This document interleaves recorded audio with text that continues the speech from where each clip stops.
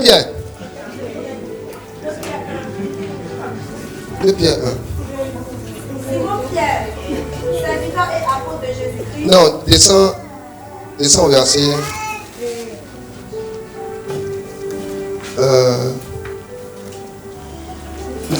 Disons verset 5. À cause de cela même.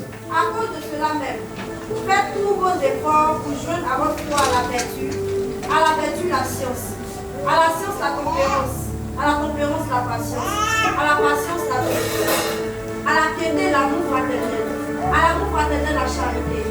Car si ces choses sont en vous, et ils sont avec abondance, elles ne vous laisseront point oisifs, ni stériles, pour la connaissance de notre Seigneur Jésus-Christ. Mais celui en qui ces choses ne sont point un aveu, il ne voit pas de loin, et il a mis en oubli la purification de ses anciens péchés. C'est pourquoi, frères, appliquez-vous d'autant plus à affermir votre vocation et votre élection. Car, en faisant cela, vous ne broncherez jamais.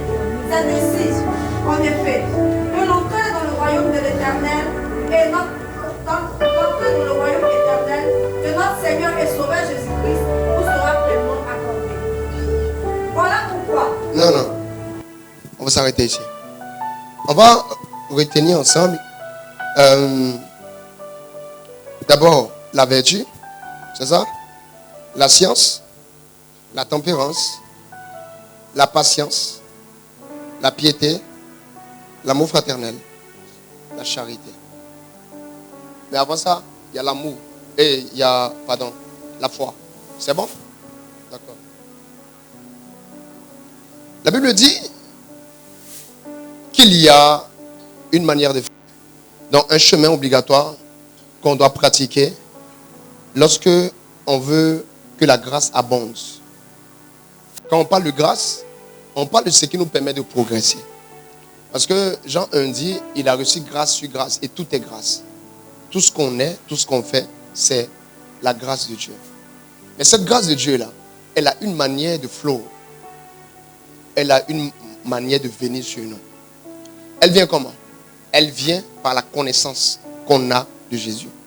Donc, celui qui veut plus de grâce doit connaître plus Jésus. Maintenant, celui qui veut connaître plus le Seigneur doit faire quoi? Doit chercher 9 choses. Il doit chercher 9 choses. L'apôtre Paul dit, l'apôtre Pierre, il dit c'est pour cela même. Faites quoi?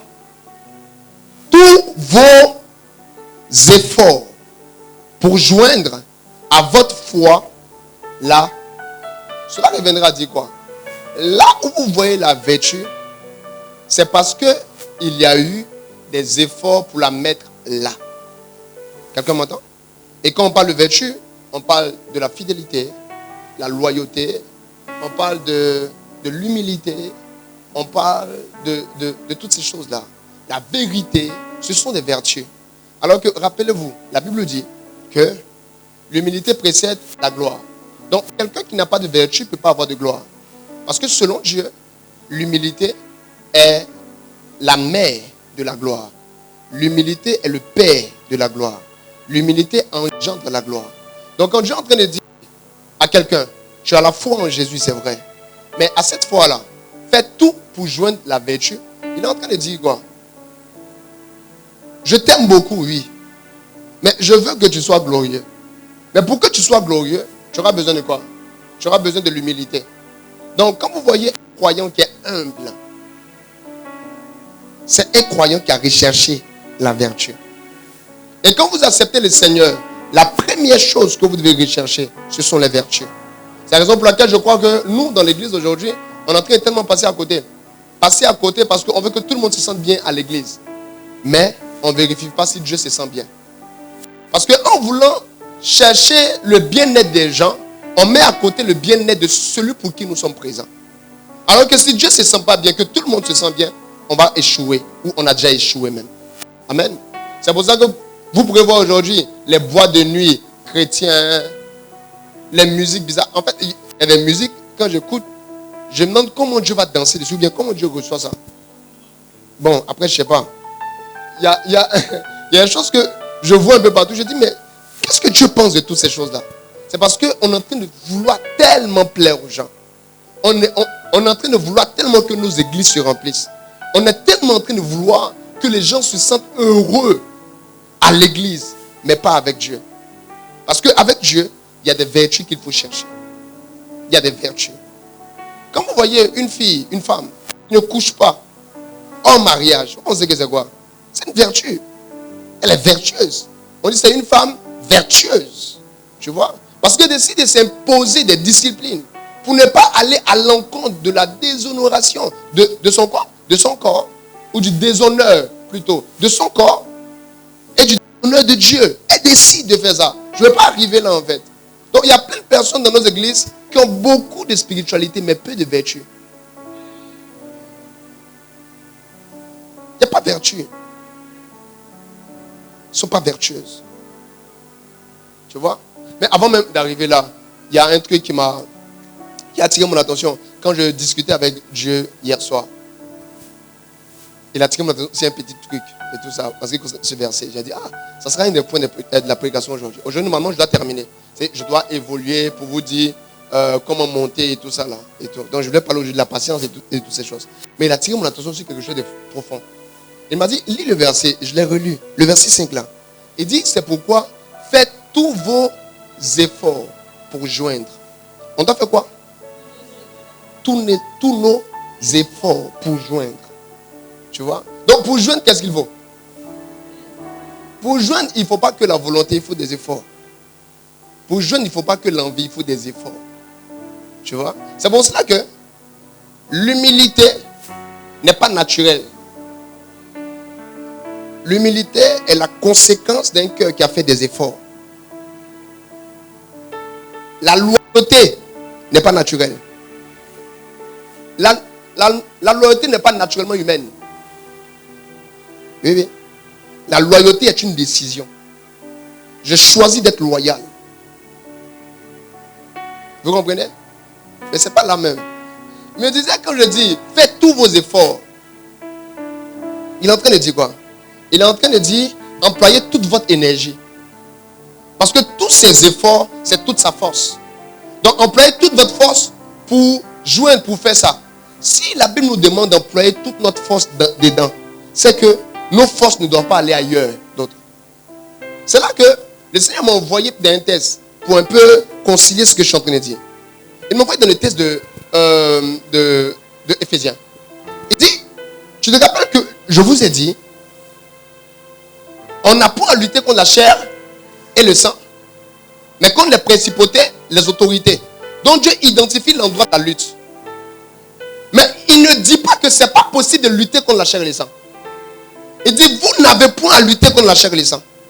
Si on n'a point à lutter, c'est que la chair et le sang nous proposent une bataille.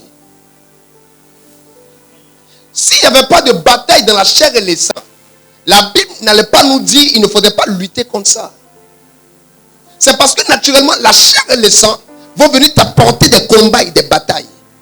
Mais la Bible dit, c'est pas sur ça que tu dois focaliser ton énergie. Mais tu dois déplacer ton énergie et aller combattre les autorités, les principautés. Donc l'endroit de la bataille là, c'est pas là où la chair et le sang sont en train de t'attaquer. Est-ce que quelqu'un comprend ce que je dis? Maintenant, quand je parle de la chair et le sang, il est en train de parler de quel type de bataille. À chaque fois que vous allez voir dans les tests, quand on parle de chair et de sang, on va généralement tout le temps parler de ce qui est visible ou de ce qui est émotionnel. Et le Seigneur m'a dit, il y a des gens qui ont gaspillé l'énergie de leur destinée dans les émotions. Mais ils sont jamais focalisés sur le spirituel. Il y a des jeunes femmes aujourd'hui qui sont moins fortes pour affronter des combats de leur vie parce que leurs émotions ont été déployées dans une mauvaise direction. Elles étaient concentrées sur le fait d'aimer et d'être en relation. Elles ont tellement médité le fait d'aimer que maintenant, même quand elles ont eu quelqu'un, elles n'ont plus de force pour aller travailler.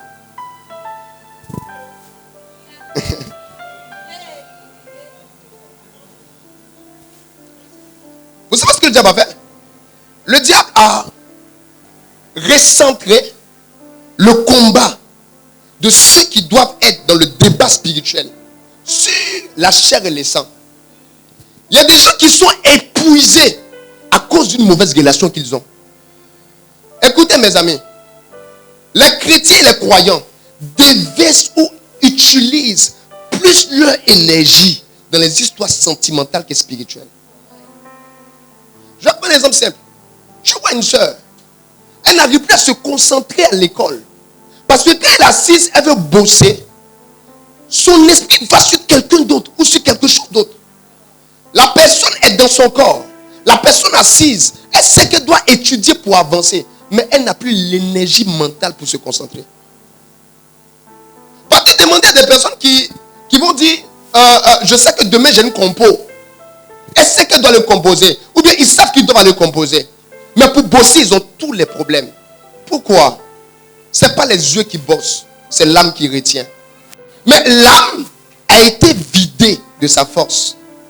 Quand il dit, c'est pourquoi, faites tous vos efforts, il n'est pas en train de parler de l'esprit, il est en train de parler de l'âme, de la personne à laquelle il est en train de parler. Et le diable prend tout le temps pour voler vos énergies. Il y a des gens qui sont épuisés avant de se concentrer sur les choses sur lesquelles ils doivent se concentrer. Ils sont souvent épuisés par quoi? Ils sont épuisés souvent par la pornographie. La pornographie est un système que le diable met en place pour voler votre énergie. Et là où vous devez avoir maintenant le temps pour lutter contre le diable, lui résister, vous ne pouvez plus résister. Parce que quelque part d'autre, vous avez investi votre énergie. Partez demander aux personnes qui ne peuvent plus prier. Ils n'arrivent plus à prier. Demandez-leur. Quand ils décident de prier et à s'enfermer, pourquoi est-ce qu'ils rallument la lumière? C'est parce qu'ils ne peuvent plus se concentrer. Mais pourquoi ils ne peuvent plus se concentrer? Parce que l'énergie que devait prendre la prière n'est plus présente. Vous savez, pour voir ce qui vole votre énergie, regardez ce qui domine vos pensées. Il y a des gens qui ont eu leur énergie qui a été volée par la haine. Cette parole est profonde, non? Qu'est-ce que le prophète est en train de dire aujourd'hui? Il est en train de dire, chance qui est là, viens ma vie. Vous allez voir que c'est très profond. Hein? Chance qui est là, en elle. Il y a une puissance ou il y a une énergie qui lui permet de réaliser des choses que personne à part elle ne pourra réaliser. Cette puissance-là, elle là, s'est déposée en elle. Maintenant, le diable met en place des choses pour voler cette énergie, pour qu'elle se concentre sur d'autres choses, afin qu'elle ne soit plus concentrée sur les choses qu'il faut se concentrer. Est-ce que vous savez que même pour chercher Dieu, il faut une énergie? Pourquoi est-ce que les vieux ne prient pas dans l'église comme les jeunes?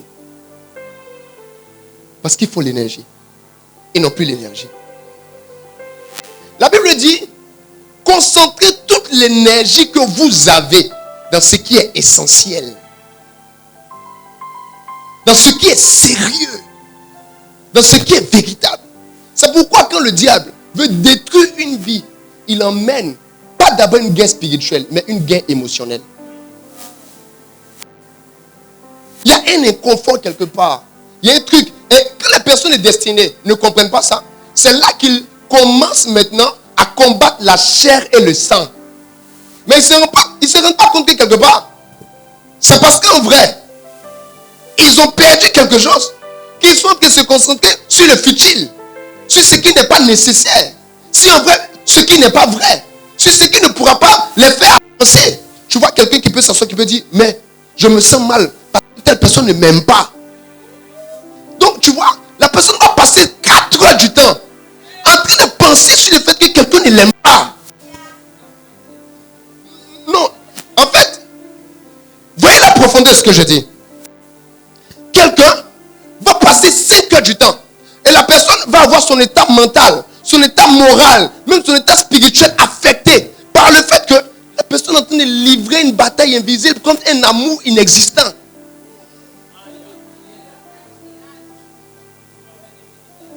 L'heure de méditation là, elle est en train de donner ça à un gourmet. Tu comprends? L'énergie pour être excellent excellente à l'école. Elle est en train de verser ça dans la télévision.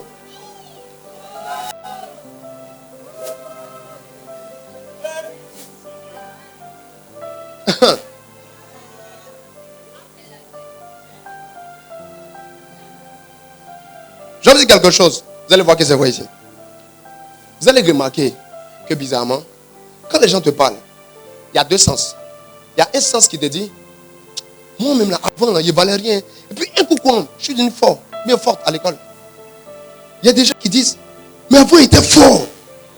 Et puis un coup, quelque chose se passe. Qu'est-ce qui faisait qu'avant tu comprenais et que maintenant tu ne comprennes plus? C'est une énergie qui était en toi qui te permettait.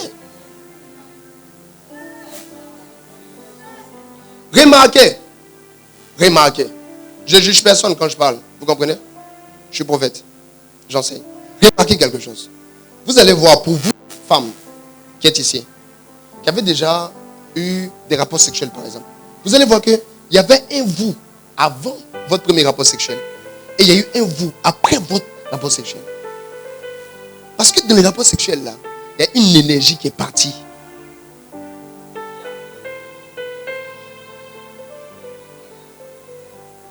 Et vous allez voir que souvent, vos saisons sont toujours marquées par un événement qui n'affecte pas d'abord votre spiritualité, mais vos émotions. Remarquez. Faites une analyse. Vous allez voir que toujours c'est comme ça. Une saison naît avec la naissance d'une nouvelle émotion.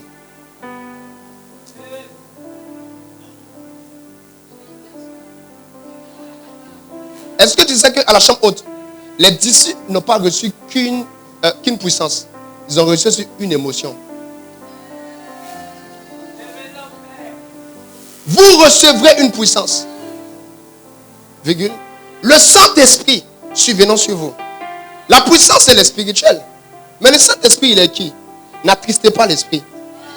Le Saint-Esprit est une partie émotionnelle de Dieu.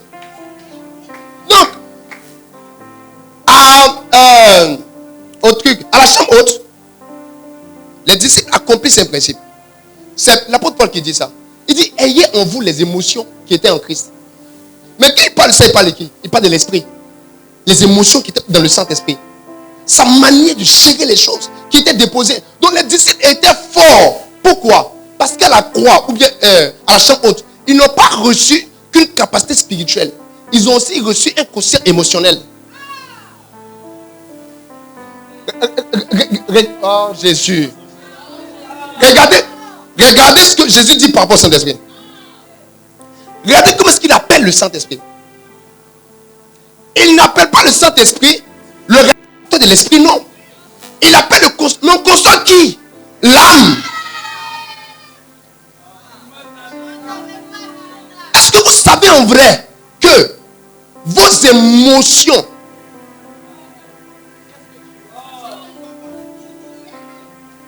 quand la Bible dit vous devez ressembler à Dieu, il ne parle pas de votre esprit.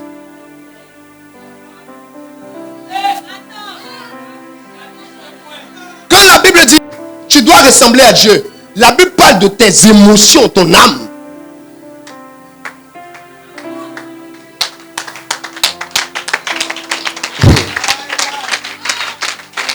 Attends, que je t'explique.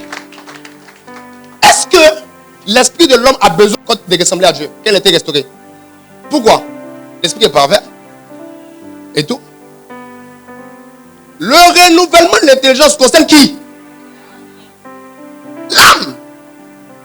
C'est la raison pour laquelle faites attention aux mouvements qui se placent dans vos âmes. C'est là-bas que les vraies batailles se trouvent. C'est là-bas. C'est pas dans l'esprit. C'est trop bouclé pour être là-bas. C'est pas l'esprit. Chaque jour, le diable vous martèle. Chaque matin, il travaille. Il doit réussir à contrôler vos émotions. Car la volonté de l'homme est au cœur de toutes les batailles spirituelles. Celui dont on a la volonté, on a l'âme. Et si on a ta volonté, on a aussi ta destinée. Parce qu'on a aussi ta direction. On pourra te tient ce que tu veux. On tient. Votre volonté, votre émotionnalité, vos émotions déterminent tout. Est-ce que ce mot Dieu n'est pas là? Mais ta manière de communier avec Dieu ne dépend pas de ton esprit. Ça dépend des émotions qui se trouvent en toi maintenant. Quand on parle de communion avec l'esprit, on parle de quoi? On parle de la fusion de ton état moral et mental avec ce que Dieu veut. C'est la raison pour laquelle quoi? Ce que je vais dire est très profond. C'est la raison pour laquelle quelqu'un peut être très spirituel aujourd'hui. Demain, il n'est plus. Est-ce que c'est faux? Quelqu'un peut être... Une fois, M. Kwame me parlait d'un homme de Dieu. Elle dit, quand je le connaissais, le Père, il était vivant. Il faisait des choses. Il était comme ça. Mais un coup, après ce qu'on a entendu sur lui, c'était grave. Tu sais ce qui s'est passé? Dieu avait conquis son esprit. Mais il ne possédait pas son âme.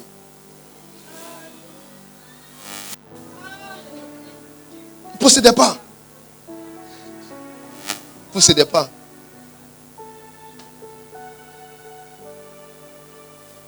Il est spirituel. Dans une saison. Bien, tout feu, tout flamme. Et après, qu'est-ce qui se passe? Il n'est plus spirituel. Mais qu'est-ce qui a changé entre le temps où il est spirituel et où il n'est plus spirituel? Rappelons-nous que l'esprit a été scellé du sceau. Notre esprit est scellé.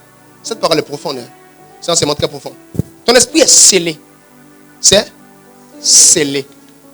Le Saint-Esprit vit. Le Saint-Esprit est dedans. Dans ton esprit. Ton esprit est sanctifié. Il n'y a aucune imperfection au niveau de ton esprit. Quand le Saint-Esprit remplit, il n'y a plus de problème.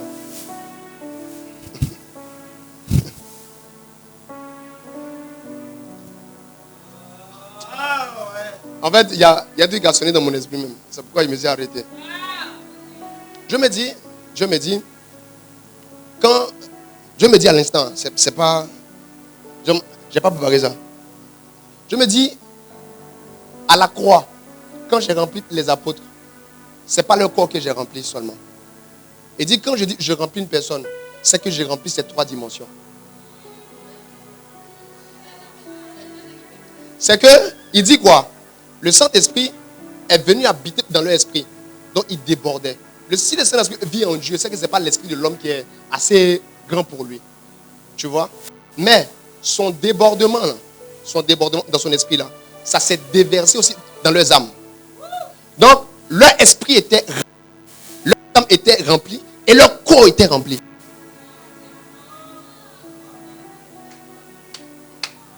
Donc, j'explique ça plus simplement. C'est que, à la chambre haute, ça s'est passé. L'esprit de chambre haute était restauré. Et ensuite, leur émotion aussi était restaurée. C'est-à-dire, leur quotient émotionnel était chargé. Bon, il faut m'expliquer comment on frappe quelqu'un. Et sans parler, on finit de le frapper. Quand il revient, il explique comment ils l'ont frappé. Parce que les apôtres venaient expliquer aux gens de l'église la manière dont ils ont souffert là-bas. Maintenant, quand ils finissent d'expliquer comment est-ce qu'ils ont souffert, toute l'église acclame. Ils sont heureux.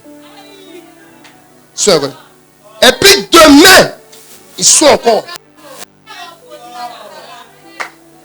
Donc, pour beaucoup de personnes qui sont dans l'église, le problème de notre génération, c'est plus qu'une histoire de restauration ou de sanctification de l'esprit. Mais on a encore beaucoup de lutte dans nos âmes. C'est là-bas. C'est la raison pour laquelle vous pouvez crier à l'église lumière, mais vos vies restent des torches.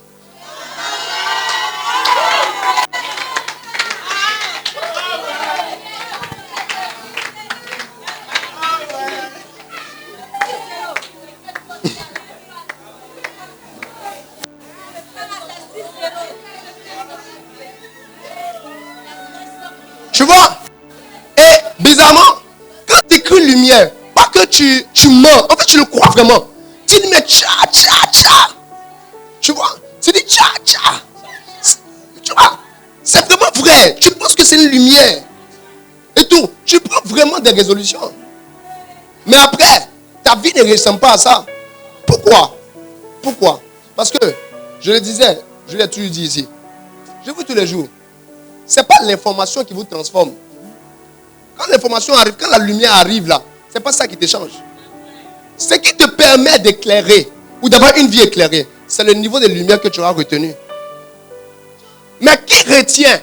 Ce n'est pas l'esprit, c'est ton âme.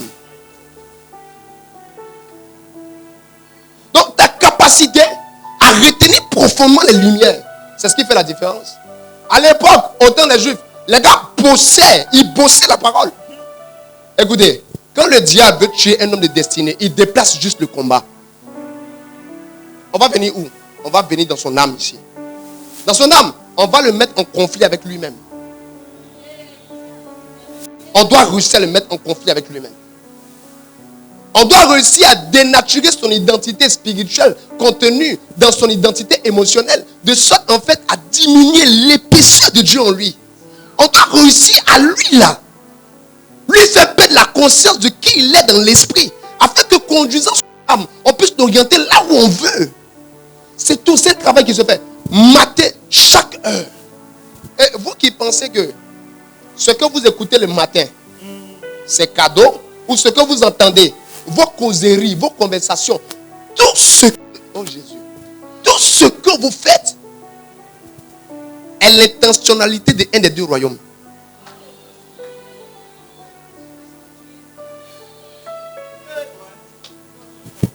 Regardez, comment est-ce que on peut empêcher une jeune dame qui doit être une puissance entre les mains de Dieu d'arriver à l'être?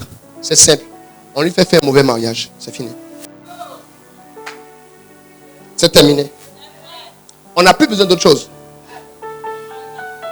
Comment je peux empêcher quelqu'un qui doit aller pour Dieu, être puissant? On doit emmener la guerre dans son lit. Qu'on le marie à une mauvaise femme, c'est tout. C'est terminé.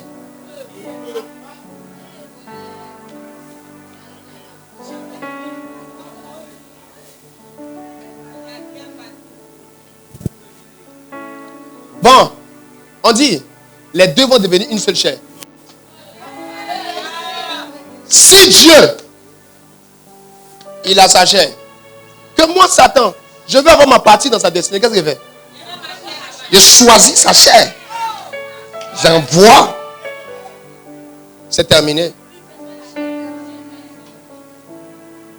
n'y a plus de possibilité. Je te contrôle. Il y a une chair et une autre chair. Ils sont deux chairs en une. Plus une seule chair parce qu'ils ne sont plus la même nature. Il y a des incorrespondances de destinée comme ça qui se font. Parce que celui qui remporte la guerre de tes émotions remporte aussi la gloire de ta destinée. C'est la raison pour laquelle, comme je vous l'ai dit depuis longtemps, on ne réussit pas la destinée par hasard. On réussit la destinée intentionnellement. C'est la raison pour laquelle, avant que tu ailles, Dieu te dise. Non, Dieu te dit. Avant que tu commences, Dieu te dit d'abord. Pourquoi il te dit? C'est parce que tu dois suivre à la lettre ce que tu dois faire pour aller. Maintenant, si c'était par hasard, Dieu n'aurait pas te dit. Si c'était le hasard, on n'aurait pas besoin de ta participation. Bon, il te prend et puis on s'en va. Ça, c'est le destin, ce n'est pas la destinée. Parce que de la destinée, il y a la responsabilité de celui qui est né. Mais ce n'est pas Dieu qui est né. Dieu n'a pas de naissance. Mais qui est né? C'est toi qui es né. Donc, une destinée est destinée quand celui qui est né joue sa responsabilité. C'est intentionnel. Tu ne seras pas une femme de prière, un homme de prière. Tu ne seras pas un homme d'esprit qui fait pencher les choses. Tu ne seras pas quelqu'un qui va réussir à remporter la glorieuse couronne du jour au lendemain. Non, non, c'est faux. C'est intentionnel.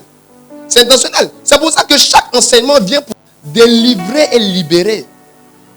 Vient pour te donner les armes pour que tu comprennes qu'en vrai, je suis dans quelque chose. Je dois me rendre compte. C'est pour ça qu'un jour, Je parlais à mon fils Bethel. Je pense à Ayoub bien Bethel. Je disais, écoutez, vous savez, une des plus grandes forces qu'un homme est destiné à. Je disais, écoutez, c'est la capacité de repentance. C'est vrai? Il veut lui tenir. Il peut lui vivre dans le mensonge. Je suis fatigué. Je disais, c'est la capacité de repentance. Vous savez ce que chaque parole vient vous donner? Une possibilité de vous repentir. La repentance, ce n'est pas une confession d'une mauvaise habitude. La repentance, c'est un changement d'attitude. Celui qui s'est repenti n'est pas celui qui a dit, Seigneur, pardonne-moi tant. Et puis, demain, il est encore dedans. Non. Celui qui s'est repenti, c'est celui qui avait une attitude, une habitude, qui dit, non, ça, c'est pas correct. Parce que je viens de comprendre la vérité. Tu vois? Donc, combien de personnes ont gaspillé leur énergie de destinée? C'est crucial. Il y en a qui ne retrouvent plus jamais ça. Parce que c'est compliqué, en fait. Et dans chaque moment, quand Satan voudra au maximum vous faire perdre ces choses dont je vous parle, c'est de vous mettre dans un sentiment de ne pas avoir de lutte. Il y a deux choses. Celui qui n'est pas en train de lutter est déjà à terre. Celui qui n'est pas en train de combattre a déjà perdu. Parce que celui qui a gagné mais qui n'est pas en train de combattre est en train de se lever une couronne. Mais tu n'as pas de couronne en main. Tu ne fais pas de bataille. C'est que tu es qui? Tu es le perdant. Il dit, faites tout votre possible. Pour faire quoi? Pour joindre. Faites tout votre possible. Pour joindre.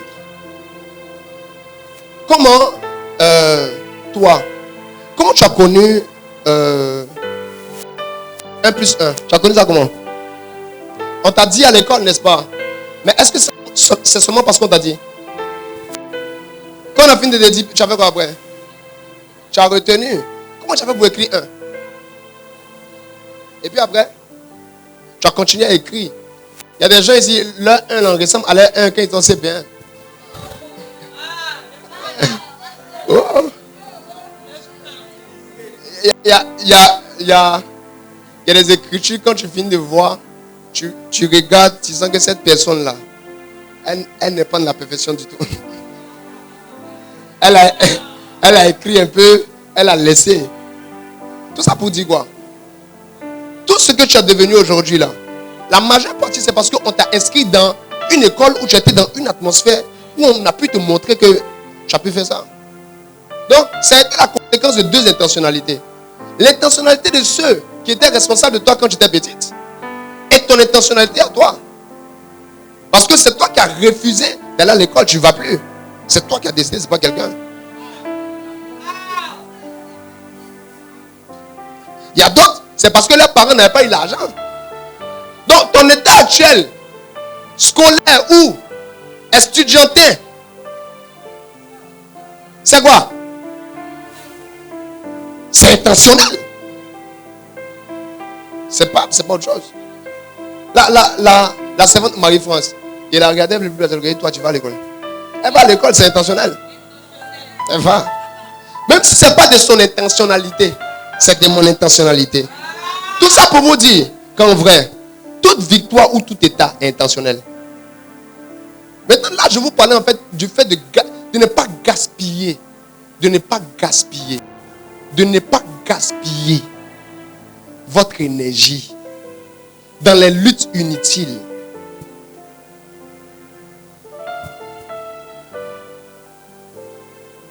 Comment Gabriel fait pour reconnaître Marie? Mais il a envoyé en Israël.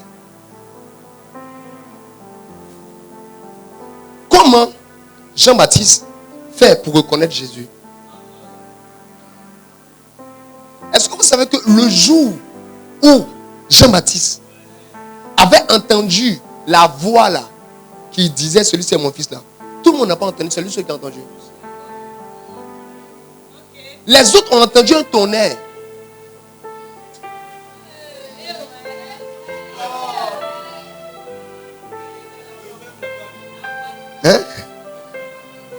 bruit.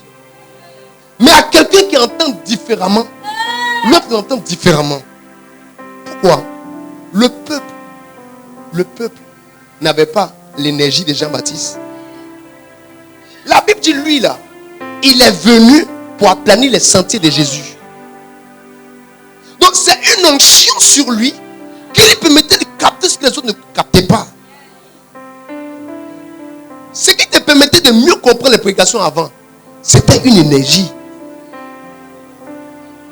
Tu ne comprends plus.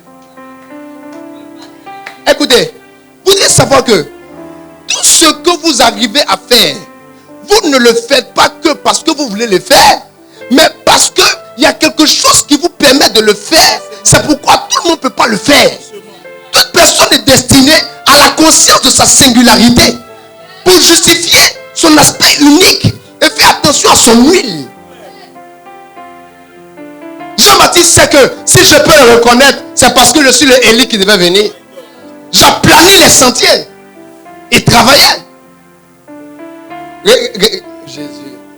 Jésus. Regardez encore. Jean-Baptiste a fonctionné avec la voix depuis son ministère, depuis jusqu'à la fin.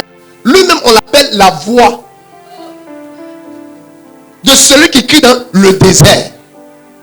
On voit Jésus et dit une voix m'a dit.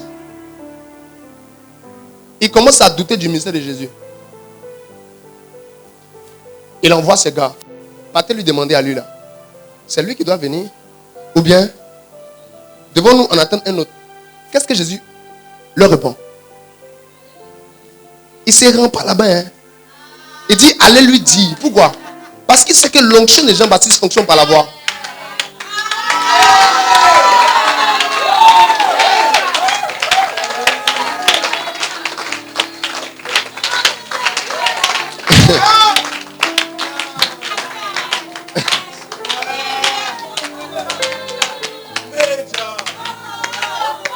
Et dit, allez lui dire pourquoi le discernement de Jean-Baptiste ne fonctionne pas par la vue.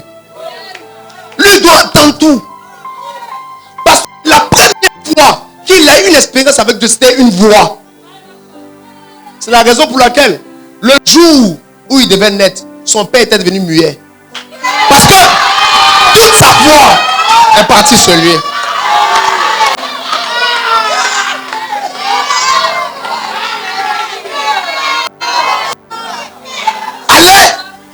Lui dit.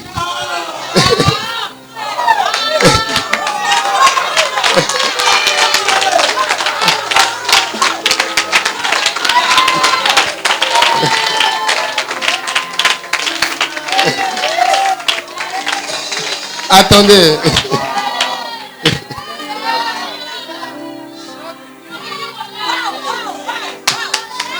Je suis en train de vous dire, pour certains d'entre vous, ce n'est pas par vos yeux que vous verrez Dieu. C'est par sa voix. Toi, c'est ta spécificité. C'est ta singularité.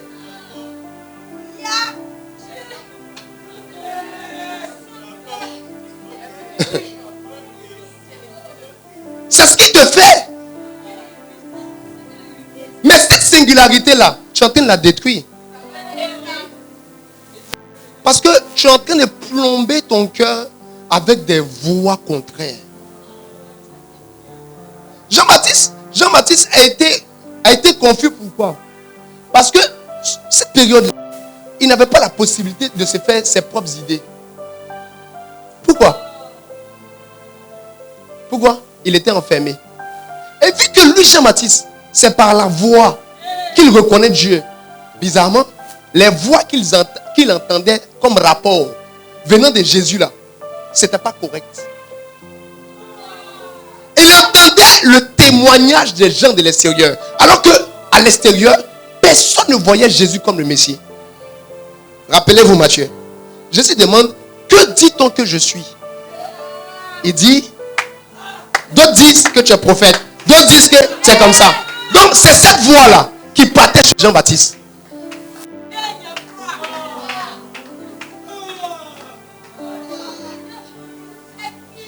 Alors que lui, il a vu le Christ. Donc il dit, ah, bon, dans tous les cas, il y a des prophéties qui ont été annoncées. On dit qu'il y a le Messie qui va venir. Il y a Élie qui va venir. Et il y a le prophète qui va venir. Donc Jean-Baptiste dit, de ce que vous me dites là, ce n'est pas la voix du Messie que j'entends, mais c'est la voix du prophète. Donc partez lui demander. C'est lui qui doit venir. Pourquoi? Parce que Jean-Baptiste avait entendu la voix de Dieu. Il dit, celui-ci est mon fils bien-aimé et tout ça. Donc le moment, il ne devait plus douter. Donc il avait des preuves. N'est-ce pas? Mais pourquoi? Il dit, partez demander. Parce que Dieu, écoute bien, Dieu, il avait prophétisé un prophète à Moïse. Dieu dit à Moïse, il y a un prophète qui va venir après. Lui, il va exercer de la parole et puis de la puissance comme toi. Tu vois? Attends, ce prophète-là, il devait aussi avoir les caractéristiques du fils. Donc Jean-Baptiste commence à douter. Toi, tu es le prophète là ou bien tu es le fils même qui doit venir. Maintenant, quand Jésus va répondre à ces personnes, il va dire, écoute, il dit, bah, je suis le fils. Non. Parce qu'on ne reconnaît pas le fils par ses dires. On reconnaît le fils par ses preuves. Il dit, allez lui dire, les aveugles voient, les muets parlent, les sourds entendent. Allez lui dire ça. Vous comprenez ce que je dis là? Vous comprenez? Maintenant, peut-être toi tu es Jean-Baptiste, mais actuellement, qu'est-ce que tu entends? Qu'est-ce que tu entends actuellement? Écoutez, la désorientation, c'est d'abord la multiplication des voix à l'intérieur. Qu'est-ce que tu es en train d'entendre? Tu es venu ici, moi je t'ai dit, tu es un fils de la promesse. Tu es parti là-bas, on t'a dit, toi, tu es une fille de 2025, 2026. Qu'est-ce que tu entends? Dans ta tête, quelle est la voix qui prend le pas sur les autres voix? Moi je te dis, cette année, c'est une année de marche par l'esprit, d'exploit de grandes choses. Mais quelle est la voix qui est multipliée dans ta tête? Et maintenant, à chaque fois qu'il y a doute, il doit avoir deux voix. Deux. Voix X. Toujours. Que l'homme ne se nourrit pas de vue, il se nourrit de voix. Le premier truc, il a dit quelque chose de bizarre, mais c'est vrai. L'endroit où est sortie la part de Dieu pour venir dans l'homme, c'était sa bouche. Il a soufflé dans ses narines. C'est pourquoi la foi vient de ce qu'on entend et non de ce qu'on voit. Ce qu'on entend va produire ce qu'on doit voir. Donc celui qui ne discipline plus son oreille ne doit plus s'attendre à Dieu. Parce que c'est par là que Dieu doit passer. Maintenant, celui qui dans son esprit n'entend plus que la voix de Dieu perd sa destinée. La Bible n'a pas dit souvent la foi vient. La Bible ne dit pas peut-être la foi vient. La Bible n'a pas dit vers 16 heures la foi vient. La Bible ne dit pas vers 15 heures la foi vient. Non. La Bible dit la foi vient toujours de ce que tu entends. Donc montre-moi ta foi. Je te dirai ce que tu as entendu. Et où tu as entendu. Qu'est-ce que tu as entendu? Ce que tu entends chaque jour forme en toi une foi. Peu importe la manière, ça forme en toi une foi. Ce qui te parle constamment forme en toi une foi. Donc ce que tu écoutes constamment forme en toi une foi. Est-ce qu'il y a des gens baptisés ici? Toi c'est peut-être tes oreilles, mais tu blagues avec ça. Tu joues avec ça. Toi c'est peut-être ce que tu dois entendre. C'est pas là que tu vas reconnaître Jésus, mais tu blagues avec ça. Tu joues avec ça. Pourquoi le son est autant contrôlé ou est autant prisé par le diable actuellement? Pourquoi partout le bruit, le son, tout? Pourquoi? C'est parce qu'il sait. La foi vient de ce que tu entends. Il sait. Il sait. Il sait. Dernièrement, j'étais à la retraite. Je suis allé m'asseoir. Je suis allé m'asseoir dans un endroit calme. Notre mini-retraite qu'on a fait avec cette personne, on est parti. Quand on est parti, je ressentais le besoin d'aller m'isoler. Donc je suis parti tranquillement, je suis allé m'asseoir. Je suis assis. Il y avait une bonne atmosphère à cette retraite. C'était un truc. Tu vois? Donc je suis assis. Et pendant que je suis assis, Il y a une mouche qui a commencé à venir. La mouche vient dans mes oreilles. Moi, je suis en train de travailler. Je suis en train de méditer. In my spirit, je suis en train de méditer. La mouche me gêne. Il dit, lui, il me veut quoi? Chasser une fois, revenir deuxième fois. Chasser deuxième fois, revenir troisième fois. On chassit. Une fois qu'il me dit, mais est-ce que tu sais que tu as la même nature que Jésus? La voix entendue dans mon esprit. Est-ce que tu sais que tu es de la même nature que Jésus? Bizarrement, quand la voix m'a dit ça, c'est la mère que j'ai vue. Oui. Il a dit à la mère, tais-toi. La mère s'est tuée. J'étais arrêté là. Je dis, toi, disparais. Silence. C'était et tais-toi. C'est dit, la mouche a dit, le silence.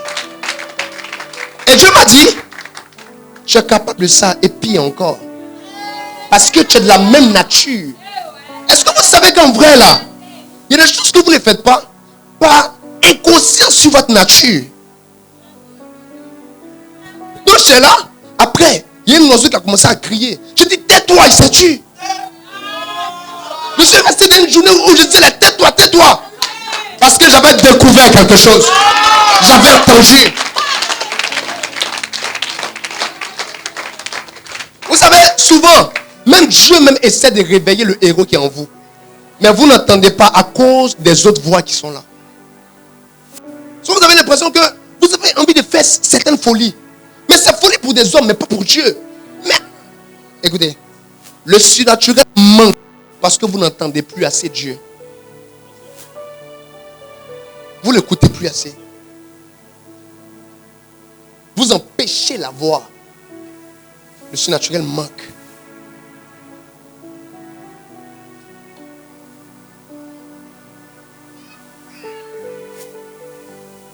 C'est vrai.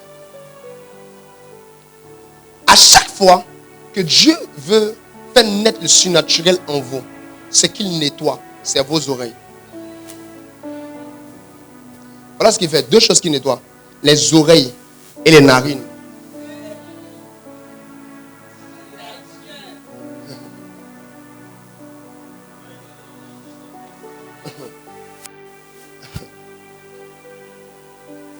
Ah, vous savez pas? Vous savez pas? Vous savez pas? Vous savez pas que un homme spirituel discerne les saisons avec son odorat spirituel? Il sent. Il est là, il sent. Il y a un truc. Il y a quelque chose. Je sens un truc. Je sens un piège. Il y a une odeur, parce que même Satan a une odeur. Même quand il s'habille en ange de lumière, il ne peut pas masquer son odeur. Le parfum de Dieu, c'est lui seul qui l'utilise. Lui seul.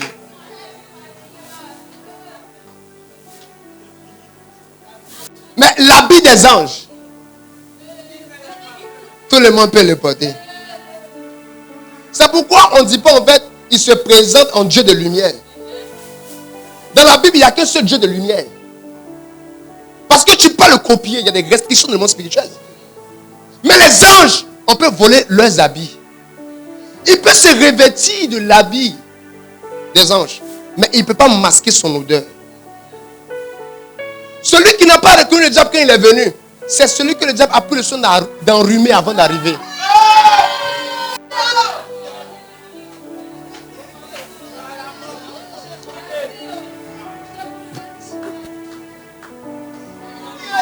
Attendez.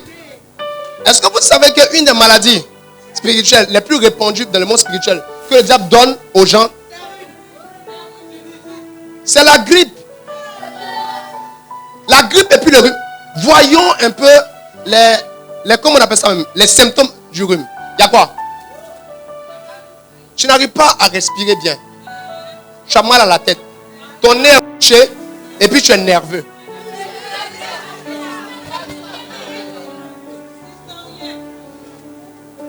Comment un enfant de Dieu est autant nerveux lorsqu'on giflait Jésus, il disait rien. Comment un enfant de Dieu en veut autant aux gens quand lorsqu'on pointait Jésus, il disait Père, pardonne-leur. Les moments où vous êtes les plus énervés, tout vous énerve là, c'est parce que il y a un rhume spirituel que vous avez. Vous êtes enrhumé. Et c'est là que bizarrement, vous ne contrôlez plus ce que vous dites. Vous dites des choses. Vous frustrez des gens. Vous énervez les gens. Pourquoi? Parce que quelque part, vous êtes dans un état qui est assimilable au rhume. Donc, vous ne sentez plus quand le diable vous utilise.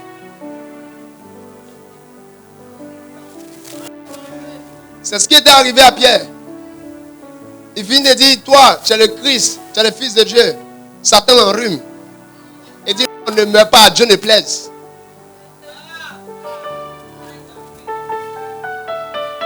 Vous savez, bizarrement, au départ, vous aimez venir beaucoup à l'église. Maintenant, vous choisissez vos dimanches. Il y a un rhume quelque part. Parce que quand tu es enrhumé spirituellement, tu ne discernes plus le diable. Parce que dans le monde spirituel, si vous remarquez bien, même quand on veut décrire une entité spirituelle, plusieurs personnes peuvent avoir plusieurs descriptions. On présente Jésus comme celui qui avait les flammes de feu.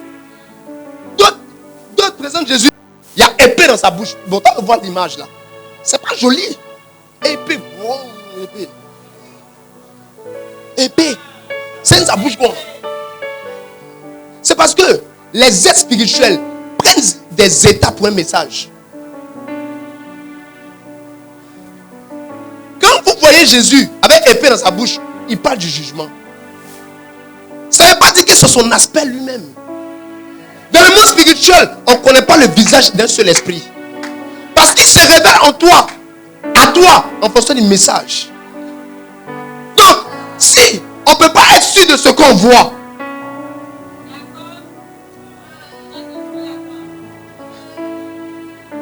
que souvent, même la voix peut nous tromper. Qu'est-ce qui nous assure? C'est l'odorat. Tu sens que cette période, Satan est en train de m'attaquer. Oh, je sens. Il est en train de me laper quelque part. Il y a un truc là. Mais si ton odorat est affecté, qu'est-ce qu'il y a? Qu'est-ce qu'il y a?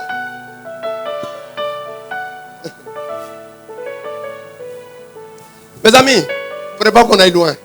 Je parlais de vos forces émotionnelles. Et je vais terminer ici. Je vais vous dire quelque chose de vrai.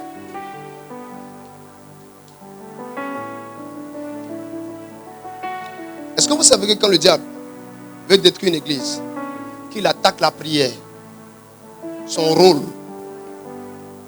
c'est de disperser les émotions. Les gens ne restent pas à l'église parce que les gens prient beaucoup.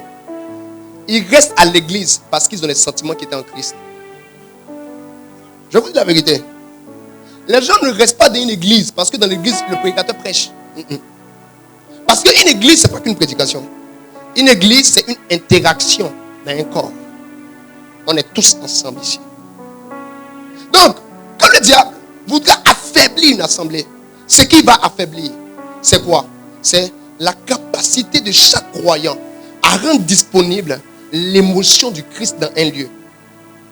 Et à affaiblir aussi la capacité de chaque croyant à percevoir le peu d'émotion de Christ qui reste dans un lieu. C'est pour ça que toutes les personnes qui quittent les églises, vous allez voir, ils vont dire non, là-bas on ne s'aime pas, là-bas on fait ici. Donc les gens vont à l'église pour chercher qui? Vous cherchez qui? L'amour. Pourquoi? Mais en fait, quand ils viennent à l'église, on est censé chercher quoi? La personne de... Maintenant, pourquoi ils viennent chercher l'amour? Hein? Non. Parce que la définition qu'ils ont de Dieu, l'émotion qu'ils ont captée en Dieu, c'est l'amour. Donc pour eux, Dieu est là, plus il y a de l'amour. Et là où il n'y a pas d'amour, pour eux, Dieu n'est pas là. Corinthiens 13 ne parle pas d'un sentiment, mais parle de Jésus. L'amour ne soupçonne point le mal. L'amour, si vous lisez bien tout, vous allez voir que ce n'est pas l'amour dont nous on parle ici, c'est faux. C'est vrai. Si, moi j'ai relu les textes, je me suis rendu compte que la Bible n'était pas en train de parler d'une chose. Non. Elle parlait de qui? D'une personne. C'est pour vous ce que je vais dire. Est-ce que vous savez que oui, c'est 1 Corinthiens 12, non? Quelque chose comme ça. Quand la Bible dit maintenant, il y a 3 choses qui demeurent. C'est 13, non? Il y a quoi? L'amour, l'espérance et la foi. Est-ce que vous savez que on parle de Dieu et non de quelque chose? Parce que la seule personne qui demeure, c'est Dieu. Même quand tout passe, c'est Dieu ce qui demeure. Maintenant, on dit que ce sont ces 3 choses qui demeurent. C'est à chaque fois qu'un homme est quelque part. Les 3 angles sur lesquels il peut voir Dieu, ce sont ces 3. L'amour, l'espérance et la foi. La foi, pourquoi? La foi, c'est celui qui fait les miracles, qui donne les dons, qui fait les choses. L'espérance, c'est quoi? C'est celui qui console, qui fortifie. L'amour, c'est qui? C'est celui qui aime, qui nous donne encore une seconde chance. Et tout. Et ça, c'est Christ qui l'a fait. Écoutez, on ne va pas grandir parce qu'on sera en train de plus prier. Non.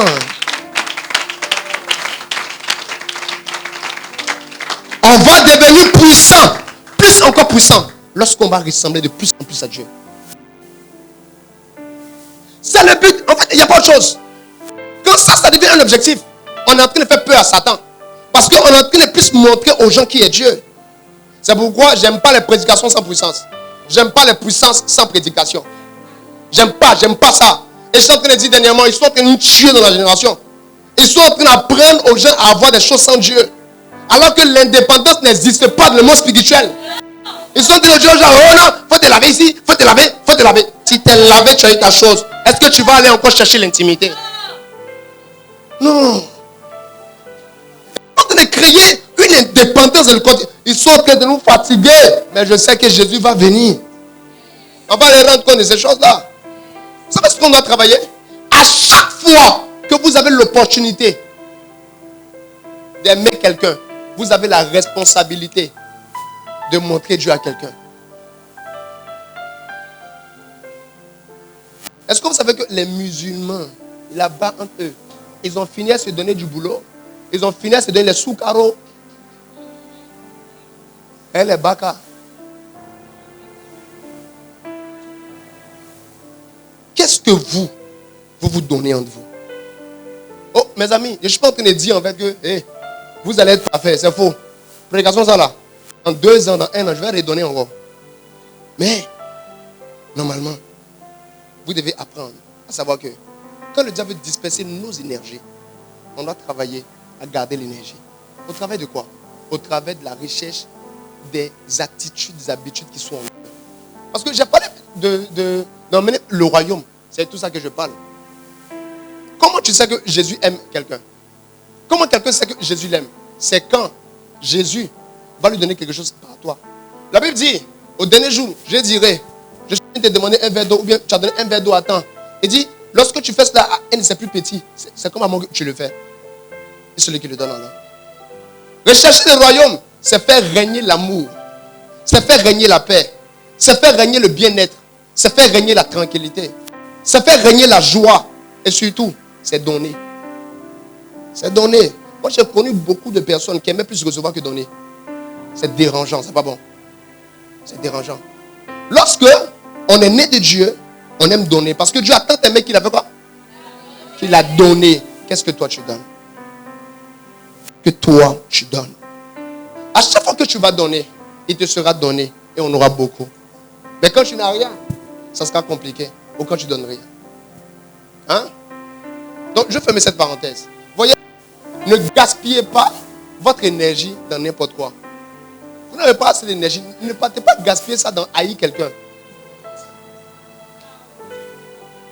Vous n'avez pas beaucoup d'énergie. Ne partez pas gaspiller ça dans...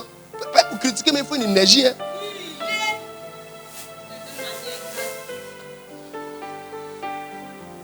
pas assez d'énergie. Ne partez pas juger quelqu'un. Vous n'avez pas le temps pour ça. Je n'ai pas le temps pour ça. Quelqu'un m'entend?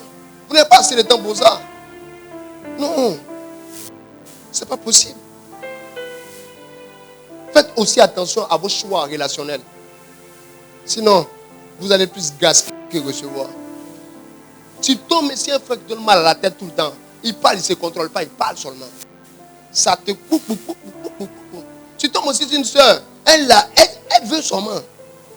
Elle se plaît seulement. Elle pleure.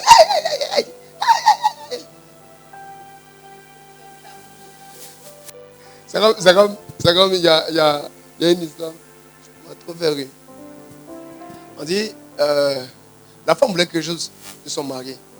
Maintenant, vu que le gars ne voulait pas lui donner, qu'est-ce qu'elle fait? Elle va prendre une chanson qui est en train de parler de ça. Elle va mettre et puis le mari va écouter. Ça, c'est une bonne méthode. Quand elle a fini, le mari aussi l'a mis pour lui. Ça, on appelle ça communication indirecte. Vous voyez? Encore, une énergie qui est mal, une église qui est mal gérée peut voler l'énergie des gens. Énergie où il y a une église où le leader laisse proférer beaucoup de choses. Ça vole l'énergie.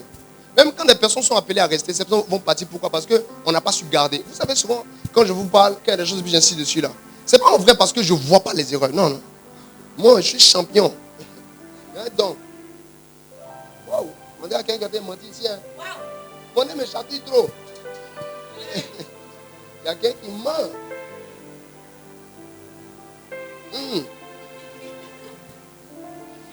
Il verra. Tu vois, tu cries profond alors que tu ne comprends pas. Amen. Vous savez souvent, c'est par sagesse. Tu vois.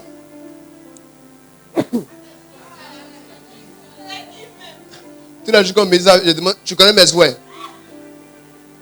Ça là, ne dites pas ça à tout le monde. Hein. Quand il t'éternue, tu dis à tes souhaits, il veut te manger. Non, mais moi, je peux dire parce que je veux ton bien. Amen. Donc, lorsque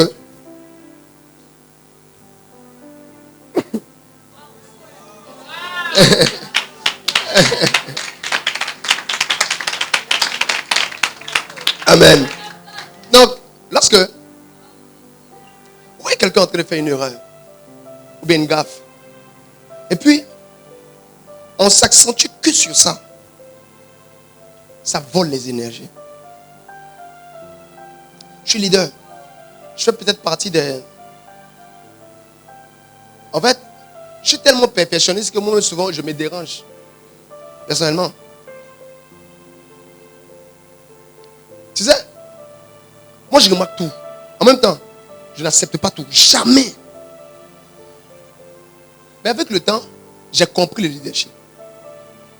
J'ai compris qu'un leader, même s'il voit quelque chose qui est comme une maladie dans le corps, s'il voit la chose qui est comme la maladie, s'il ne coupe pas au bon moment, s'il ne corrige pas au bon moment, s'il ne corrige pas avec la bonne manière, il risque d'endommager tout le corps.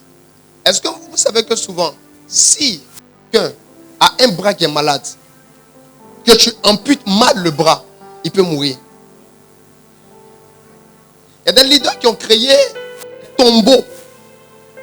Parce qu'ils n'ont pas compris que les gens qui sont assis dans l'église là, ils sont plus faits d'émotions que d'esprit. La gestion, elle est cruciale. Donc des églises vont voler l'énergie. Quand ils parlent de voler, c'est pas dit qu'il faut espérer. Non, mais de par le fait qu'il y a trop de choses. Je ne sais pas si vous comprenez. Il y a trop de comment on appelle ça même? De mauvaise gestion dedans. Alors là, je ne suis pas en train de dire qu'il ne doit pas avoir de gestion. Hein. Non, on n'est pas venu se pavaner, on est venu dans le royaume. Quand tu fais quelque chose de mauvais, on doit dire, eh bien, arrête ça. Mais je parle de la manière. Vous comprenez un jour. Plus vous allez grandir, vous allez comprendre un jour ces choses. Donc, aujourd'hui, je n'ai pas prêché ce que je leur dit, mais je suis resté dans ce que Dieu m'a dit. Il dit en fait que beaucoup gaspillent leur énergie. Donc maintenant, ils n'ont plus le temps d'être disciples. Ils n'ont plus le temps d'aimer Dieu. Parce que leur énergie est partie ailleurs. Ils sont concentrés dans l'esprit sur des choses qu'il ne faut pas. Ils sont sur les gourmets inutiles. Même, je vais te dire quelqu'un là. Est-ce qu'il peut vous dire comment vous gaspillez votre énergie de la prospérité? Quand vous devez avoir beaucoup d'argent, voici une manière que le diable a de sucer votre capacité, dans l'énergie qu'il vous donnera d'avoir beaucoup d'argent. C'est de vous emmener à vous inquiéter pour l'argent que vous n'avez pas. Toute personne qui s'inquiète pour l'argent qu'il n'a pas, éloigne de lui l'argent qu'il doit avoir.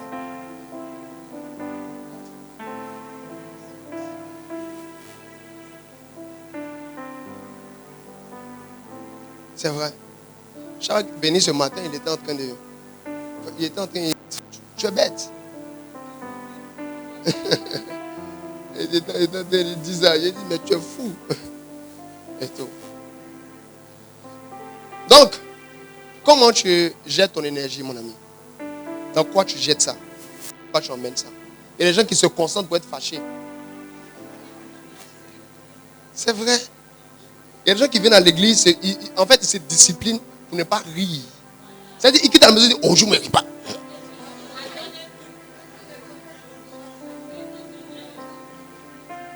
Je suis sérieux.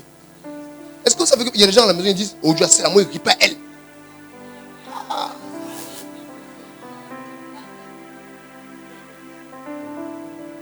Ils se musclent pour ne pas sourire. C'est quoi? Ou bien, il y a des gens qui vont venir et dire, oh Dieu, là, moi, il ne crie pas, il n'acclame pas. Petit homme.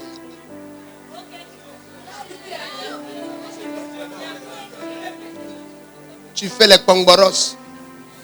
Ouais, ça, c'est les pangbaros. Tu es en train de te concentrer, tu es en train de gaspiller ton énergie comme ça. Alors que ça c'est faux ce que je vais dire. Alors qu'en vrai, la énergie là, tu as besoin de ça pour faire autre chose. Hein. Ce que tu apprends pour faire, tu ne fais pas. C'est si le futile là, les futilités là, tu prends pour faire. C'est-à-dire, la vie elle-même, elle n'est pas facile. Elle-même, la vie seule même, elle n'est pas facile. Maintenant, toi, tu t'en prends d'autres personnes pour ajouter. Je ne sais pas. La fois dernière, là, elle m'a parlé comme ça. Moi, on me parle. Et puis, elle se concentre. Moi, on me parle pas comme ça. Ah!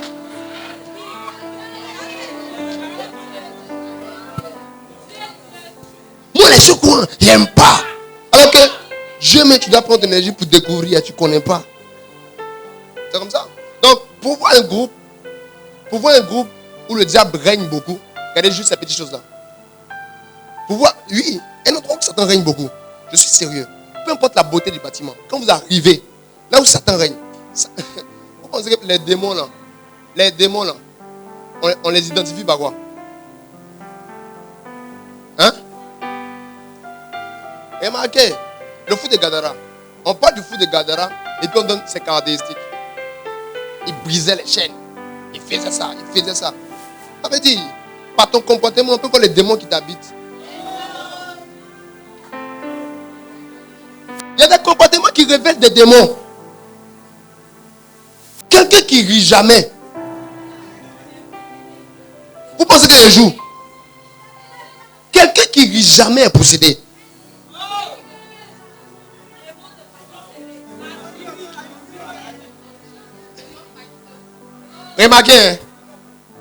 Remarquez, depuis que j'enseigne, l'atmosphère de la prédication est une atmosphère où chacun doit prendre conscience de certaines choses quand même. Mais il y a certaines choses, quand je dis, tout le monde rit. Donc même si ils n'ont pas de rire. Mais dans la vie même là, il y a des gens qui ne rient jamais. Même si tu les mets devant Magnifique, il va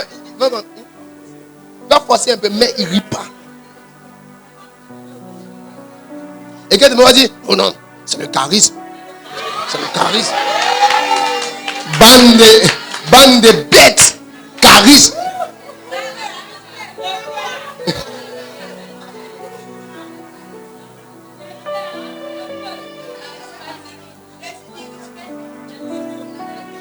Ou bien quand ils ont 2 visions, 3 visions, jamais ils arrivent maintenant.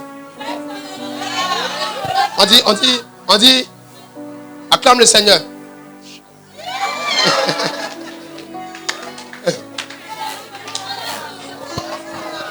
On dit, tu vas célébrer ton Dieu.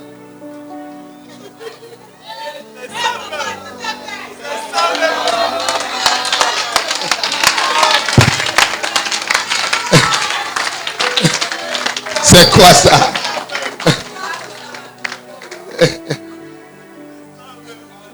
On dit, aujourd'hui, on va prier.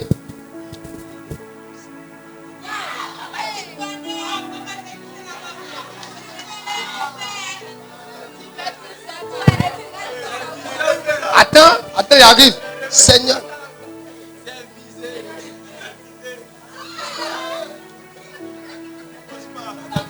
Faut prier.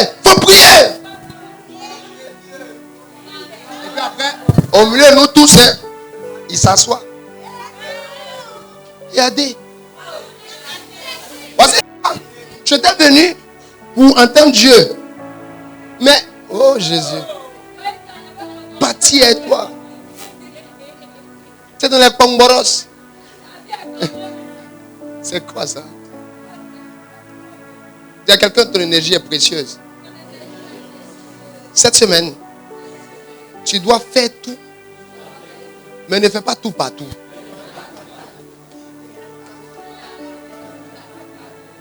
Cette semaine-là, répète cette semaine, éloigne de tes pensées les voleurs d'énergie.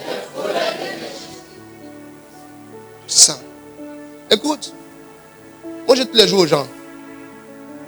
Bon, ça faut pas y dire ici maintenant. Mais un jour il va vous dire ça. Quand il va vous dire le jour là, vous comprendrez. One day. Est-ce que c'est août? Mais, parce que, est-ce que vous pouvez le porter maintenant?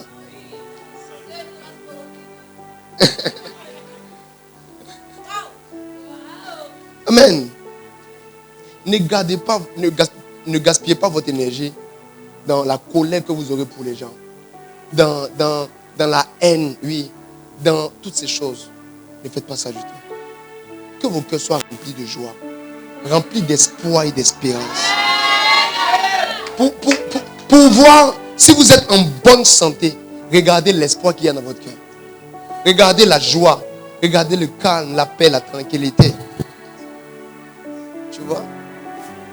Ils étaient sur les eaux, mais il y avait le calme. Parce que Jésus était là. Ils étaient sur les eaux. Quand il y a beaucoup de guerres qui arrivent dans vos vies, c'est parce que vous avez déplacé Jésus. Restez concentrés. Et soyez intentionnels dans le fait de rester concentrés sur Jésus. Votre énergie, gardez-la. Cette semaine, ne gaspille pas ton énergie pour quoi que ce soit. Concentre ton énergie sur comment tu as fait pour déloger le diable. Hier, j'avais mon songe. J'étais en train de songer. Oh, l'énergie. Il vient dans toi, tu as prié. Ça, c'est l'énergie que tu gaspilles. Elle m'a parlé. Hier nuit, je songeais et j'étais dans ton pôle. Dans ton pôle, c'est comme si je m'étais plaint par rapport à quelque chose. Et tu t'étais plaint au niveau de Miss Kwame. Et quand tu t'es plaint, elle maintenant, elle t'a fait un retour et elle est venue dans mon inbox. Elle m'a dit, le père, en fait là, pas que le travail se fait pas. Hein. Le travail se fait. Mais il y a d'autres là. Ils sont improductifs.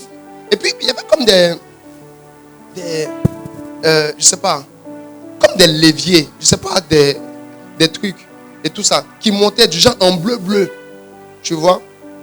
Et puis, elle me disait qu'il y a certains bergers même de qui vous vous plaignez à cause du travail qui ne se fait pas et tout ça. Et je suis venu. Quand je me suis levé, je me suis concentré sur quoi? Pas sur les bergers qui ne font pas le travail. Parce que si je me concentre sur les bergers qui font pas le travail, ils vont commencer à voir les têtes. Ils vont m'énerver, cadeau. Ils vont gaspiller mon énergie. Je me concentre sur le fait que le travail soit fait. C'est pour ça qu'il y a certains songes, depuis un moment, vous ne songez plus.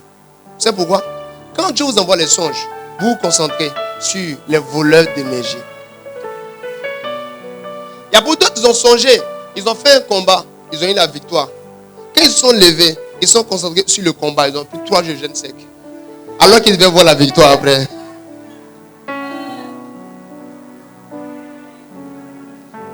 C'est profond ce que je vais dire. Même dans votre vie actuellement, vous vous concentrez sur quoi? Je vais me concentrer sur quoi aujourd'hui? Dans chaque situation, il y a un restaurateur d'énergie et il y a un voleur d'énergie. Donc même si tu regardes une situation, que tu regardes le mauvais côté, ça te vole ton énergie. Tu es en train de dire, oh, tu n'as pas eu ça. Mais qu'est-ce que tu as eu? Ça fait la différence. Cette parole était, je crois, la parole de ce 1er février 2026. Et elle venait pour restaurer les âmes et les cœurs.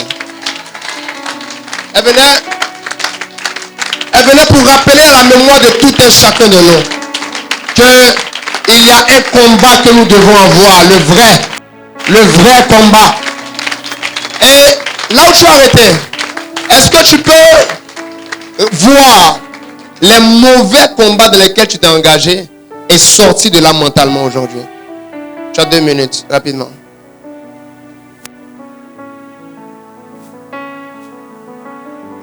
Il faut avoir une vraie repentance, c'est ça. Ah, je reconnais que ça, c'est pas correct.